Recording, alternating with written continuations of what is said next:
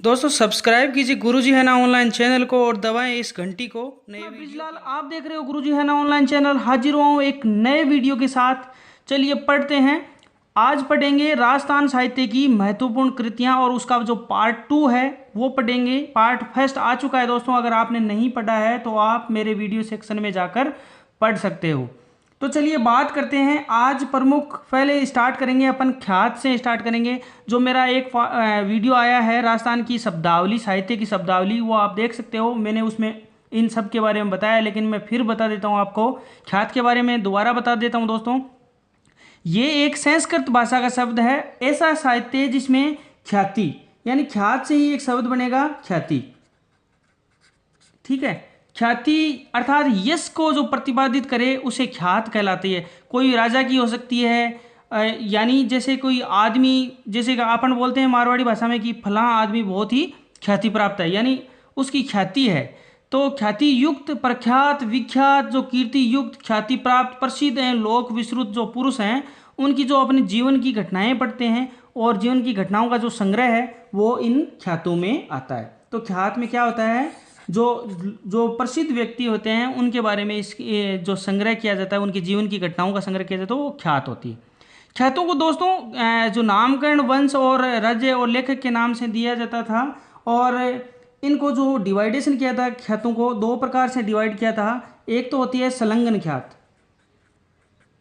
ठीक है। इसमें क्या होता है, इसमें होता है इतिहास के जो क्रमानुसार लिखा जाता है, यानी क्रम के अनुसार लिखा जाता है। तो इसका जो एग्जाम्पल है वो है दयाल दास की ख्यात, जो मैं आगे बताऊंगा किसने लिखी थी। तो इसका जो बेस्ट एग्जाम्पल है वो संलग्न ख्यात का ये है। और जो दूसरे नंबर पे ख्यात आती है उसका नाम है बात संग्रह।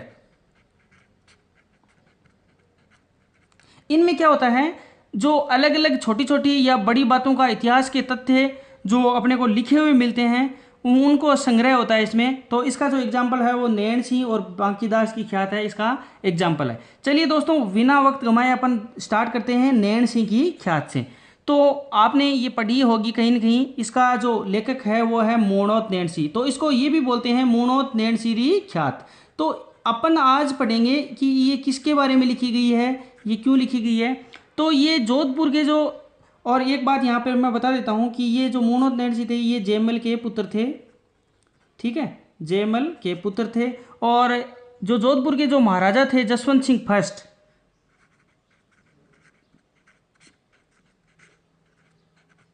ठीक है, उनके समय में ये इस ग्रंथ की जो रचना की गई थी। और जो ये ग्रंथ है, इस ग्रंथ की रचना अकबरनामा के सदृश्य होने के कारण इसको मुंशी जो देवी प्रसाद हुए हैं उन्होंने क्या कहा नैन सिंह को, राजपूताने का अबुल फजल। तो ये क्वेश्चन आता है दोस्तों एग्जाम में कि राजपूताने का अबुल फजल किसको कहते हैं, तो ये कहते हैं मूणोत नैन सिंह को। ये चीज याद रखना। और किसने बोला था, ये जो मुंशी देवी प्रसाद हुए हैं उन्होंने ये बात बोली है। ठीक है। उसके बाद में ये इस ख्यात को, जो ये मोनोत नैणसी की ख्यात है या नैणसी ख्यात इसको बोलते हैं, इस ख्यात को मारवाड़ का गजेटियर भी बोलते हैं। चलिए इसके बाद में मोनोत नैणसी के द्वारा है एक अन्य बुक लिखी गई थी, उसका नाम है मारवाड़ रा प्रगनारी विगत। तो मैं आपको यहाँ बता देता हूँ ताकि आपको दोबारा मैं पढ़ाऊंगा तो उस टाइम नहीं पढ़ाना पड़े। तो एक अन्य बुक है वो है मारवाड़ रा प्रगनारी विगत। ठीक है। इसमें क्या लिखा गया है, ये भी मोनोत नैणसी के द्वारा लिखी गई है।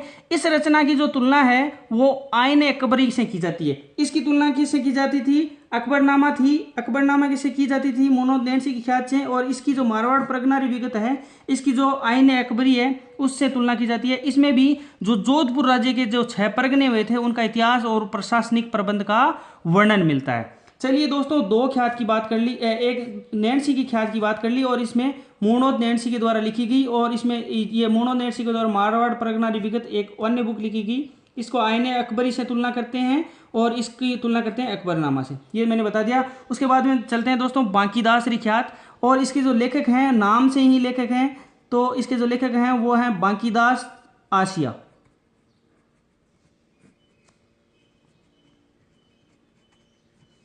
ठीक है। किसके बारे में लिखी गई है, ये भी जोधपुर के जो महाराजा मान सिंह के कवि थे ये। और इन्होंने जो दूसरी बुक्स लिखी थी वो है नीति मंजरी और दातार बावनी। तो इनकी जो अन्य बुक हैं वो है नीति मंजरी और दातार बावनी। चलिए बांकीदास जी की ख्यात बात हो गई, उसके बाद में बात कर लेते हैं अपन दयालदास जी की ख्यात। और इसका जो दयालदास जी की ख्यात का जो उपनाम है, यानी इसको दूसरे नाम से भी अपन जानते हैं, आप सब जानते हो, इसका नाम है बीकानेर रे राठौड़ारी ख्यात।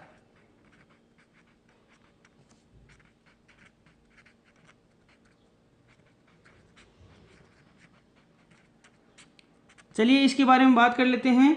ये इनका जो लेखक है वो है दयालदास जी सिंडाइच हुए हैं, दयालदास सिंडाइच। इन्होंने ये लिखी थी और किसके बारे में ये बताती है, ये जो बीकानेर के महाराजा रतन सिंह का ये राज दरबारी था ये दयालदास जी, और ये बीकानेर राज्य का इतिहास इसमें लिखा हुआ है। तो अपने को इसकी जानकारी मिलती है वो है बीकानेर राज्य के बारे में अपने को जानकारी इससे मिलती है। और इसके अलावा इनकी जो अन्य दयालदास जी की अन्य बुक है वो है आख्यान, कल्पद्रुम और गामारी पट्टारी विगत। ये कुछ इंपॉर्टेंट नहीं है लेकिन मैंने आपको बोलकर बता दी ताकि आपको अच्छा लगे, तो आप सुनकर आप अपने नोट्स में बना सकते हो इससे। उसके बाद में दोस्तों अपन बात करेंगे जो नेक्स्ट बुक है वो है शिशुपाल वध। तो ये बहुत ही इंपॉर्टेंट बुक है दोस्तों, ये इवन तक कि आरपीएससी नहीं, इंडिया लेवल के जीके में भी ये क्वेश्चन आ चुका है और आता रहता है। तो इसके जो लेखक हैं वो हैं महाकवि माघ, और इनका जो संबंध था वो अपने भीनमाल हुए हैं, भीनमाल पड़ता है दोस्तों जालोर में इनका जन्म हुआ था, इसलिए इंपॉर्टेंट है, तो अपने को याद रखना है। तो शिशुपाल वध के बाद में बात कर लेते हैं दोस्तों ढोला मारूरा दुआ। तो ये किसने लिखी थी, ये लिखी थी दोस्तों कवि कल्लोल।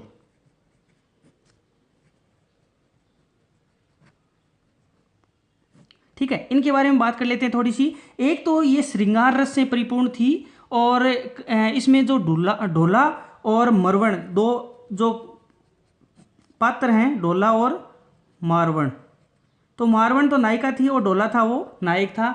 इनकी जो प्रेमाख्यान यानी प्रेम की लीलाओं का इसमें वर्णन किया गया और कुछ नहीं है, लेकिन आपको सिर्फ नाम याद रखना है ढोला मारूरा द्वारा, कवि कल्लोल के द्वारा। चलिए दोस्तों उसके बाद में आगे बढ़ते हैं और आगे हम बात करेंगे कानड़देव प्रबंध। तो कानड़देव प्रबंध किसने लिखी थी, पहले इसकी बात कर लेते हैं, लेखक का नाम जान लेते हैं। लेखक का है दोस्तों पद्मनाभ। लेखक का नाम इंपॉर्टेंट है दोस्तों, इसलिए आप लेखक का, और जो ये बुक्स हैं ये पुरानी बुक्स हैं, इनका एग्जाम में एक या दो क्वेश्चन पक्का 100% आता है, इसलिए ये जो मैंने फर्स्ट पार्ट और सेकंड पार्ट है ये दोनों पार्ट इंपॉर्टेंट, और जो थर्ड पार्ट लेके आऊँगा वो तो तीनों पार्ट हैं वो जो पुरानी बुक्स का है, तो इसलिए हिसाब से बहुत इंपॉर्टेंट है। तो ये पद्मनाभ द्वारा लिखी गई और इसमें जो वर्णन है वो है जालोर में। जब मैंने आपको जालोर का इतिहास पढ़ाया था तो मैंने बताया था जालोर में जो इतिहास में जो वहाँ पर कौन से शासक हुए थे, चौहान शासक। ठीक है, तो इसमें कहीं न कहीं अब मैं बता रहा हूँ कि वहाँ पर चौहान हुए हैं, तो ये किसके बारे में बताती है, ये वहाँ पर एक शासक हुआ था कानड़देव चौहान, और उनके मध्य अलाउद्दीन खिलजी के मध्य कानड़देव चौहान व अलाउद्दीन खिलजी के मध्य जो युद्ध हुआ था उसका वर्णन इस कानड़देव प्रबंध में। तो नाम से ही पता चल रहा है कानड़देव प्रबंध यानी कानड़देव जो वहाँ का शासक हुआ था उसके बारे में है और पद्मनाभ द्वारा लिखी गई। चलिए दोस्तों उसके बाद में जो नेक्स्ट बुक की बात कर लेते हैं उसका नाम है अजीतोदय। अजीतोदय का जो लेखक है वो है जगजीवन राम भट्ट, जगजीवन राम भट्ट। चलिए इसकी बात कर लेते हैं। इसको जो बुक है इसका जो अपने को प्रभाव देखने को मिलता है, एक तो अपने को याद रखना है कि ये मारवाड़ के बारे में, मारवाड़ का इतिहास के बारे में ये बुक है, और उसके बाद में ये अपने को ये याद रखना है कि जो मारवाड़ का एक शासक हुआ था अजीत सिंह, जो 1707 से लेकर 1724 के आसपास शासन किया था, उस पर ये ज़्यादा प्रकाश डालती है। तो मारवाड़ का शासक है वो अजीत सिंह, उसके कहने पर ये बुक लिखी गई थी, तो अजीत सिंह के जो शासनकाल पर ये ज़्यादा प्रभाव डालती है। तो मारवाड़ का शासक अजीत सिंह के प्रभाव। उसके बाद में अपन जो नेक्स्ट बुक का अध्ययन करेंगे वो है करमचंद्र वंशोत्कीर्तन काव्यम। ठीक है। इसका जो लेखक है वो है जयसोम। बहुत ही इंपॉर्टेंट पुस्तक है दोस्तों, तो इसलिए सारी बुक्स इंपॉर्टेंट है। एग्जाम में कहीं ना कहीं एक या दो बार हमेशा रिपीट होते रहते हैं इनमें से क्वेश्चन, तो आपको इन बुकों को अपन छोड़ नहीं सकते। और आजकल इनसे डीपली क्वेश्चन आने लगे, इसलिए मैं जो साइड की जो है यानी ये किसके बारे में, मारवाड़ के बारे में है, बीकानेर के बारे में, इसलिए मैं वो आपको बता रहा हूँ।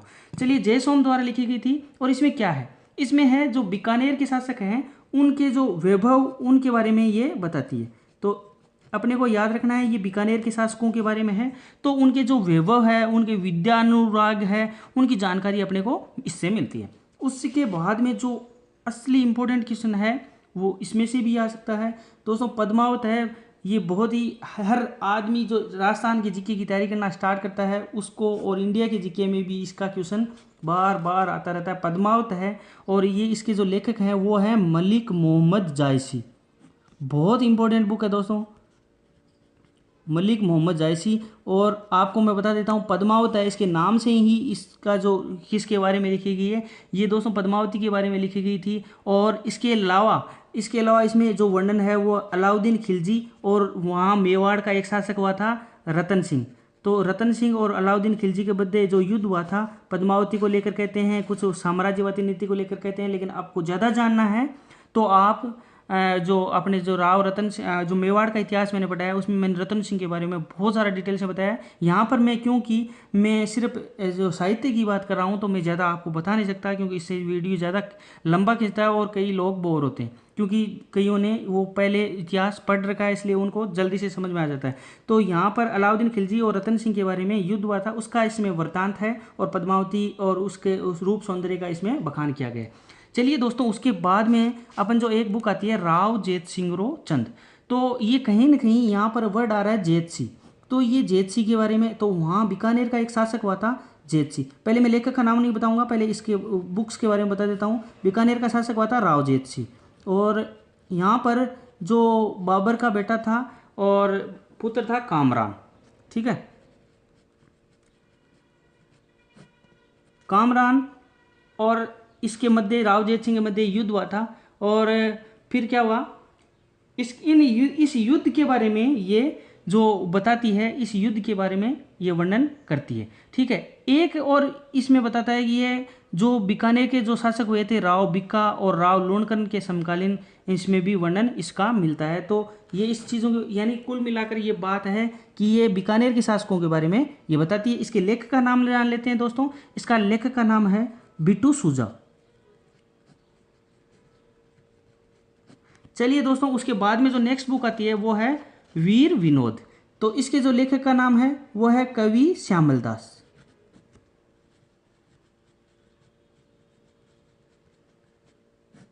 चलिए, ये बुक हालांकि इंपॉर्टेंट वीर विनोद कवि श्यामल दास तक ही है, लेकिन अपने को अंदर जाना है। जब मैंने आपको मेवाड़ का इतिहास पढ़ाया था और उसमें मैंने महाराणा कुंभा पढ़ाया था, तब मैंने आपको बताया था कि अपने को ऐतिहासिक स्रोत, यानी यहाँ से अपने को महाराणा कुंभा के बारे में जानकारी कैसे मिलती है, या फिर महाराणा कुंभा ने 84 दुर्गों में, जो राजस्थान के 84 दुर्ग हैं उनमें से 32 दुर्गों का निर्माण कराया था, वो जानकारी अपने को कहाँ से प्राप्त हुई थी, वो यहाँ से प्राप्त हुई थी, वीर विनोद से प्राप्त हुई थी। तो मैंने वहाँ पर ये बताया था। तो आपको याद ये रखना है कवि श्यामल दास। तो आपको यहाँ बेसिक जानकारी ये भी मिल गई, महाराणा कुंभा, और यानी ये मेवाड़ के इतिहास के बारे में संबंधित से जानकारी देती है।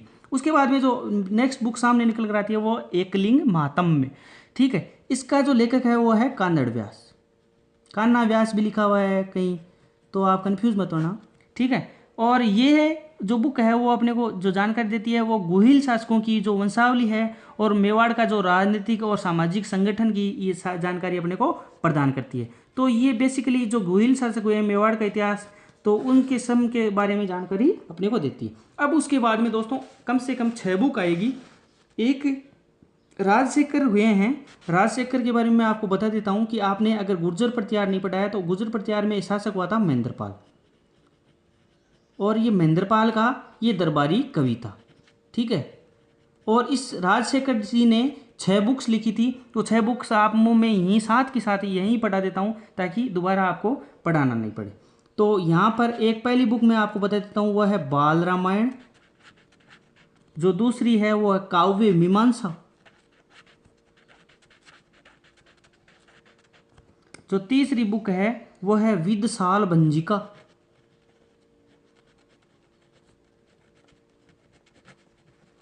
जो चौथी बुक है वो है हरविलास। पांचवी कपूर मंजरी। ये बुक इंपॉर्टेंट है दोस्तों, ये आई हुई है राजशेखर द्वारा रचित कपूर मंजरी, ठीक है। और ये विदसाल भंजिका ये भी इंपॉर्टेंट है। और इसके अलावा भुवन कोश। चलिए दोस्तों, यहाँ पर इस वीडियो में बस इतना ही। ये वीडियो कैसा लगा आप मुझे नीचे जाके कमेंट कर सकते हो। और आप अगर आपने अभी तक इस चैनल को सब्सक्राइब नहीं किया है तो मेरे ये रिक्वेस्ट है कि अगर ये वीडियो आपको पसंद आया तो ज़रूर सब्सक्राइब करें दोस्तों, ताकि जो नेक्स्ट वीडियो आएगा उसका नोटिफिकेशन आपको लिंक पे चला जाए। चलिए दोस्तों, धन्यवाद और राम राम सा। अपने आसपास स्वच्छता बनाए रखें दोस्तों। धन्यवाद।